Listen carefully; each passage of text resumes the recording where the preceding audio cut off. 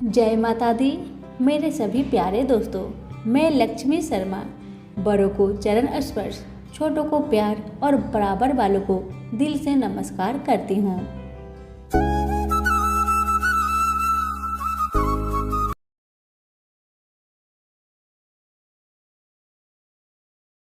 ओम नमः शिवाय। आज की वीडियो में आप सभी जानेंगे शनि प्रदोष की व्रत विधि, महत्व, मुहूर्त और सुनेंगे कथा। हिंदू धर्म में प्रदोष व्रत का विशेष महत्व है। भगवान शिव की उपासना को समर्पित यह व्रत रखने से कई प्रकार की बाधाएं दूर हो जाती है और जीवन में सुख समृद्धि का वास होता है। आइए जानते हैं शनि प्रदोष व्रत कब है।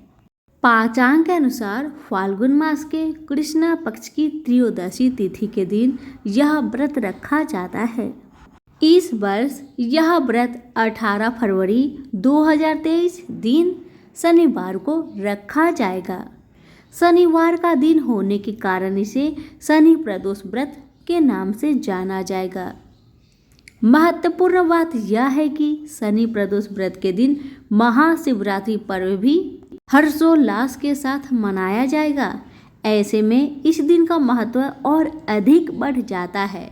साथ ही इस दिन भगवान शिव और माता पार्वती की उपासना करने से साधकों को अत्यंत लाभ मिलेगा और जीवन में सुख समृद्धि की प्राप्ति होगी। आइए जानते हैं फाल्गुन मास के पहले शनि प्रदोष व्रत का शुभ मुहूर्त और महत्व। हिंदू पांचांग के अनुसार फाल्गुन कृष्ण पक्ष की त्रयोदशी तिथि का प्रारंभ 17 फरवरी 2023 को रात्रि 10:16 से हो रहा है और इस तिथि का समापन 18 फरवरी 2023 शनिवार के दिन संध्या 6:32 पर होगा। ऐसे में शनि प्रदोष व्रत 18 फरवरी 2023 को रखा जाएगा। बता दें कि पूजा का शुभ मुहूर्त का समय शाम 6:45 से रात्रि 9:01 तक है। शनि प्रदोष व्रत का महत्व। शास्त्रों में बताया गया है कि शनि प्रदोष व्रत के दिन उपवास रखने से संतान प्राप्ति की मनोकामना पूर्ण हो जाती है।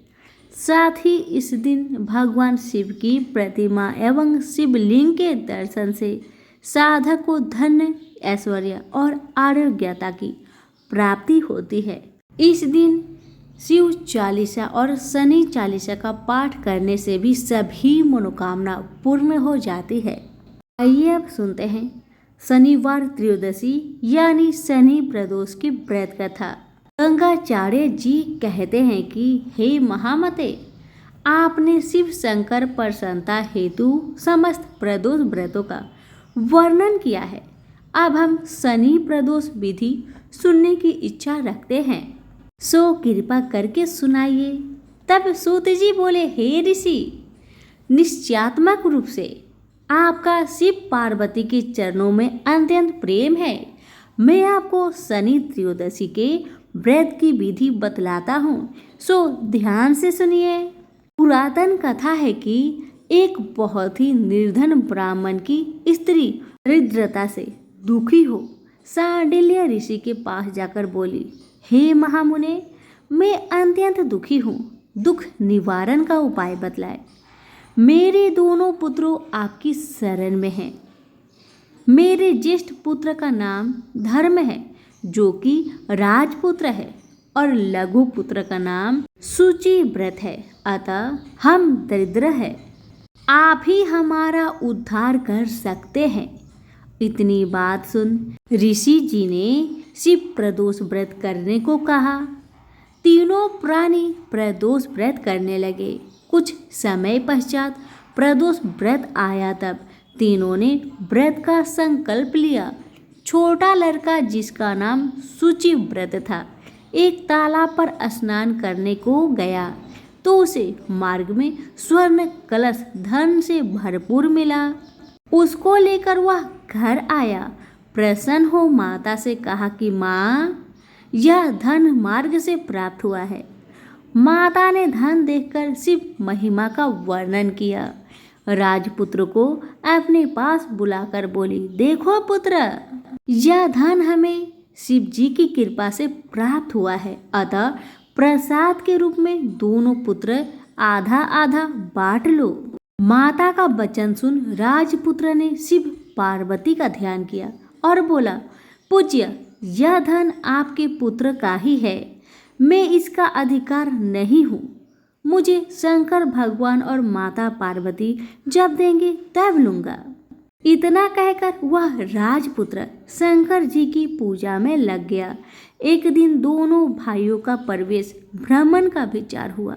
वहां उन्होंने अनेक गंधर्व कन्याओं को कीड़ा करते हुए देखा। उन्हें देख शुचिव्रत ने कहा, भैया, अब हमें इससे आगे नहीं जाना चाहिए। इतना कह शुचिव्रत उसी स्थान पर बैठ गया, परंतु राजपुत्र अकेले ही स्त्रियों के बीच में जा पहुंचा। वहां एक स्त्री अति सुंदरी राजकुमार को देख मोहित हो गई और राजपुत्र के पास पहुंचकर कहने लगी कि हे सखियों, इस वन के समीप ही जो दूसरा वन है, तुम वहां पर जाकर देखो, भांति भांति के पुष्प खिले हैं, बड़ा सुहाना समय है, उनकी शोभा देखकर आओ। मैं यहीं बैठी हूँ, मेरे पैर में बहुत पीड़ा है। ये सुन सब सखियां दूसरे वन में चली गई। वह अकेली सुंदर राजकुमार की ओर देखती रही। इधर राजकुमार भी कामुक दृष्टि से निहारने लगा। युवती बोली, आप कहाँ रहते हैं? वन में कैसे पधारे? किस राजा के पुत्र हैं? क्या नाम है? राजकुमार बोला, मैं विदर्भ नरेश का पुत्र हूँ, आप अपना परिचय दे। युवती बोली, मैं विद्रवीक नामक गंधर्व की पुत्री हूँ, मेरा नाम अंशुमति है। मैंने आपकी मन स्थिति को जान लिया है कि आप मुझ पर मोहित है। विधाता ने हमारा तुम्हारा संयोग मिलाया है। युवती ने मोतियों का हार राजकुमार के गले में डाल दिया। राजकुमार हार स्वीकार करते हुए बोला कि हे भद्रे, मैंने आपका प्रेमो उपहार स्वीकार कर लिया, परंतु मैं निर्धन हूँ। राजकुमार के इन वचनों को सुनकर गंधर्व कन्या बोली कि मैं जैसा कह चुकी हूँ वैसा ही करूँगी, अब आप अपने घर जाए। इतना कहकर वह गंधर्व कन्या सखियों से जा मिली। घर जाकर राजकुमार ने शुचिव्रत को सारा वृत्तांत कह सुनाया। जब तीसरा दिन आया, वह राजपुत्र शुचिव्रत को लेकर उसी वन में जा पहुंचा। वही गंधर्वराज अपनी कन्या को लेकर आ पहुंचा। इन दोनों राजकुमारों को देख आसन दे कहा कि मैं कैलाश पर गया था, वहां शंकर जी ने मुझे कहा कि धर्मगुप्त नाम का राजपुत्र है जो इस समय राज्य विहीन निर्धन है, मेरा परम भक्त है। हे गंधर्वराज, तुम उसकी सहायता करो। मैं महादेव जी की आज्ञा से इस कन्या को आपके पास लाया हूँ, आप इसका निर्वाह करें। मैं आपकी सहायता कर आपको राजगद्दी पर बैठा दूंगा। इस प्रकार गंधर्वराज ने कन्या का विधिवत विवाह कर दिया। विशेष धन और सुंदर गंधर्व कन्या को पाकर राजपुत्र अति प्रसन्न हुआ। भगवत कृपा से वह समय उपरांत अपने शत्रुओं को दमन करके राज्य का सुख भोगने लगा। सभी प्रेम से बोलिए उमापति शंकर की जय हो। कथा अच्छी लगे तो लाइक शेयर अवश्य करें। धन्यवाद।